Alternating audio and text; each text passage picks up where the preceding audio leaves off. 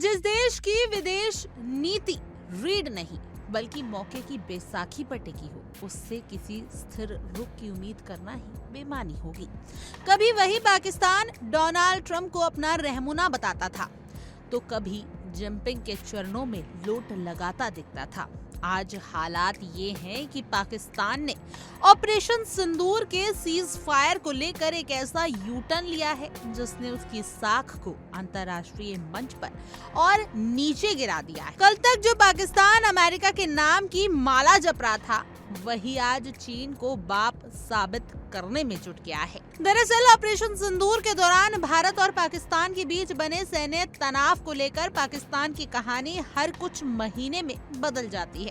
पहले पाकिस्तान ये दावा करता रहा कि अगर अमेरिका दखल ना देता, अगर डोनाल्ड ट्रंप बीच में ना आते, तो भारत के हाथों उसकी और ज्यादा दुर्गति हो जाती। यही नहीं, पाकिस्तान ने तो हद पार करते हुए ट्रंप को सीज फायर कराने के लिए नोबेल शांति पुरस्कार तक दिलाने का प्रस्ताव पारित कर दिया था। लेकिन अब वही पाकिस्तान पलटी मारते हुए कह रहा है कि सीज फायर चीन की वजह से हुआ और बीजिंग ने ही भारत पाकिस्तान के बीच मध्यस्थता कराई। इस नए दावे के बीच भी पाकिस्तान की वही पुरानी मजबूरी और वही पुराना दोगलापन छिपा है। पाकिस्तान के विदेश मंत्रालय के प्रवक्ता ताहिर अद्राबी ने एक प्रेस ब्रीफिंग में चीन के उस दावे का खुलकर समर्थन किया है जिसमें कहा गया कि ऑपरेशन सिंदूर के दौरान मई 2025 में चीन ने भारत और पाकिस्तान के बीच मध्यस्थता की।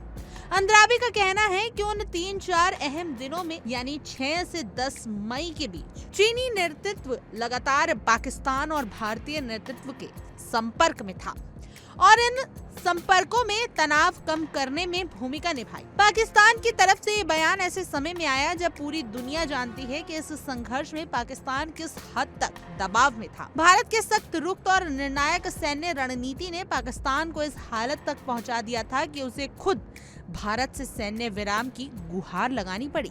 लेकिन पाकिस्तान की आदत रही है कि वह अपनी कमजोरी कभी स्वीकार करता ही नहीं। उसे हमेशा किसी न किसी मसीहा की जरूरत पड़ती है, कभी अमेरिका कभी चीन, ताकि वह अपने घरेलू दशकों और अंतर्राष्ट्रीय मंच पर यह दिखा सके कि वह अकेला नहीं था। लेकिन हकीकत यह है कि पाकिस्तान का यह नया दावा भी उतना ही खोखला है जितना पहले ट्रंप को लेकर किया गया उसका दावा था। भारत पहले ही दो टूक शब्दों में साफ कर चुका है कि ऑपरेशन सिंदूर के बाद जो सैन्य विराम हुआ वह किसी तीसरे देश की मध्यस्थता का नतीजा नहीं था। भारत ने स्पष्ट कहा कि पाकिस्तान के डीजीएमओ ने अपने भारतीय समकक्ष से संपर्क कर सैन्य विराम का अनुरोध किया था। न वॉशिंगटन ने इसमें कोई भूमिका निभाई थी और न ही बीजिंग ने। इसके बावजूद पाकिस्तान आज चीन के बयान को सही ठहराने में जुटा हुआ है। कारण साफ है, पाकिस्तान इस वक्त आर्थिक बदहाली, कर्ज और अंतर्राष्ट्रीय अलगाव से जूझ रहा है। ऐसे में चीन ही उसका आखिरी सहारा बचा है। चीन से मिलने वाले कर्ज, निवेश और राजनीतिक समर्थन के भरोसे पे पाकिस्तान अपनी सांसें चला रहा है और यही वजह है कि आज पाकिस्तान को अमेरिका से ज्यादा चीन को खुश रखना जरूरी लग रहा है और इसलिए सीज फायर का क्रेडिट भी अब बीजिंग की झोली में डाल दिया गया है। पाकिस्तान की ये चालबाजी ना तो नई है और ना ही चौंकाने वाली। वह हमेशा अपने फायदों के हिसाब से इतिहास को तोड़ मरोड़ कर पेश करता रहा है। जब अमेरिका से मदद चाहिए होती है तब वह खुद को उसका सबसे भरोसेमंद साझेदार बताता है। जब चीन की जरूरत पड़ती है तब वही पाकिस्तान उसे अपना सच्चा दोस्त और संकट मोचक घोषित कर देता है। लेकिन इस पूरी उठापटक में एक बात साफ है कि पाकिस्तान अपनी कोई विश्वसनीयता आवाज नहीं है। आज हालात ये हैं कि पाकिस्तान एक ही सीज फायर को लेकर दो अलग अलग महाशक्तियों को श्रेय दे चुका है। पहले ट्रंप, अब जिनपिंग। इससे बड़ा मजाक और क्या हो सकता है किसी देश की विदेश नीति का। ये वही पाकिस्तान है जो मंच बदलते ही अपनी कहानी बदल देता है। यही कारण है कि अंतर्राष्ट्रीय समुदाय में उसकी बातों को अब गंभीरता से नहीं लिया जाता और अंत में सच्चाई वही है जो भारत ने शुरू से कही है। ऑपरेशन सिंदूर के बाद युद्ध विराम भारत की शर्तों पर हुआ।